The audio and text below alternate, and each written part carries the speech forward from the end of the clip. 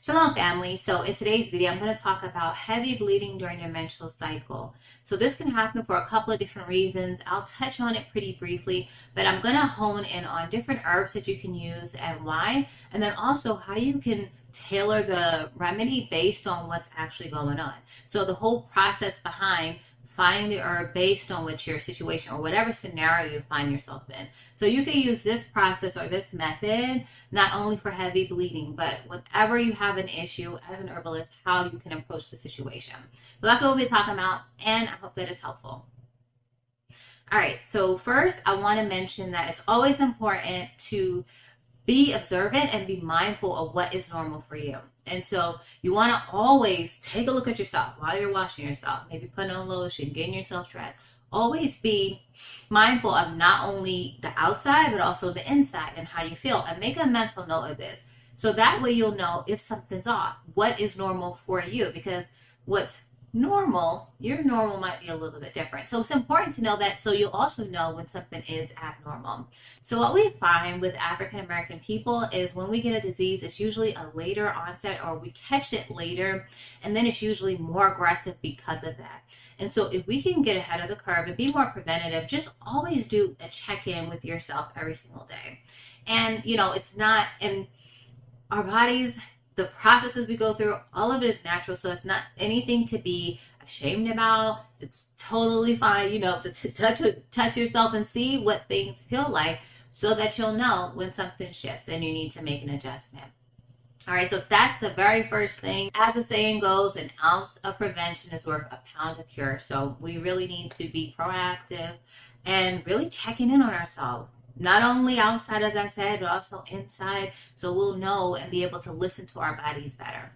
So there's a bunch of different reasons why it can happen. Hormonal, of course, is always a factor. It looks like to me particularly, it has to do a lot of times with estrogen, because sometimes when women have fibroids, they may experience, even after menopause, they'll have really heavy periods. We also know that estrogen is what signals to start building up that endometrium lining, which is what sheds during the period. And so it seems like it's really connected to estrogen. But of course, you want to know that first, especially if this is something that's reoccurring. And then, of course, you can use herbal remedies. There's a couple I want to talk about. But before I do that, I do kind of want to talk about the process or the way that you approach using herbs or making a protocol for yourself. So you always want to think about what's going on and what's needed. So with heavy bleeding, we know that the bleeding is normal, but you will know what's normal for you. And if it's heavy and for a prolonged period of time, then that's when you would know you want to address that. We can think of it like a faucet that won't shut off, right? And so we think about what type of herbs we might need. In this instance, astringent herbs or tonic herbs is really what I, would come to my mind. And so with astringent herbs, the way they work is they are drying, they're toning, they're strengthening, which could be a good thing. And it also works to constrict the blood vessels, which is what we're going to need, because we're going to need to staunch or stop that bleeding. You want to stop that.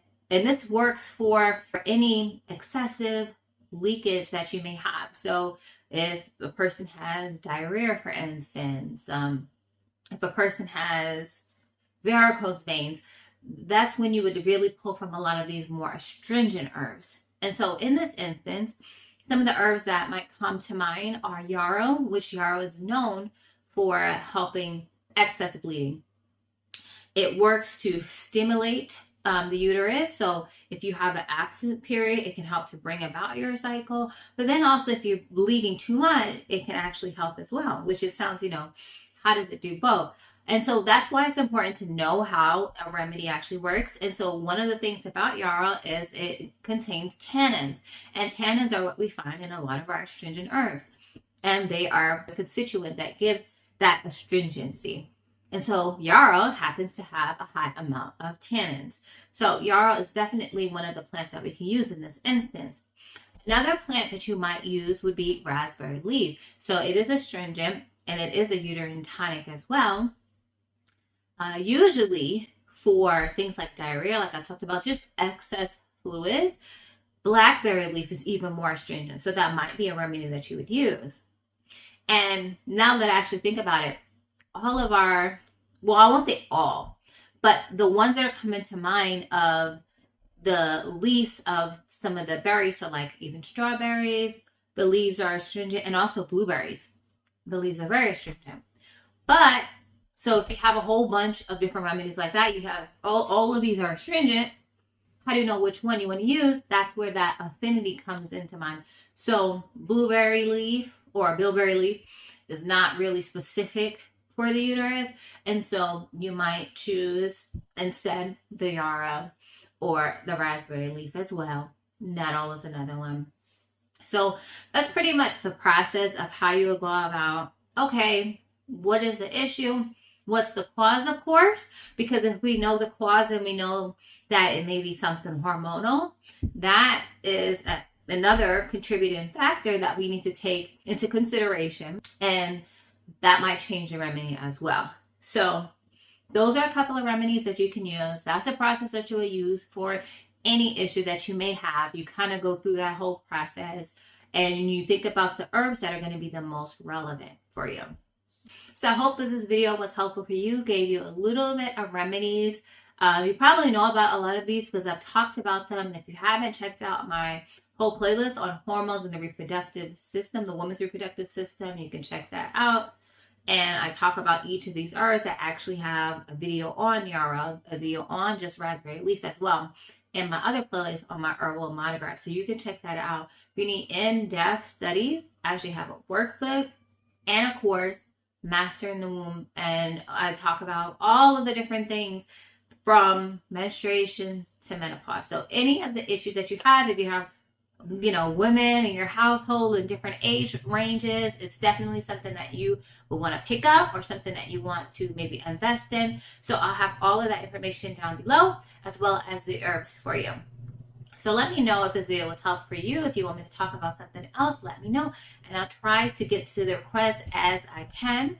Thank you so much for watching, and if you made it to the end, I'll see you in the next one. Bye.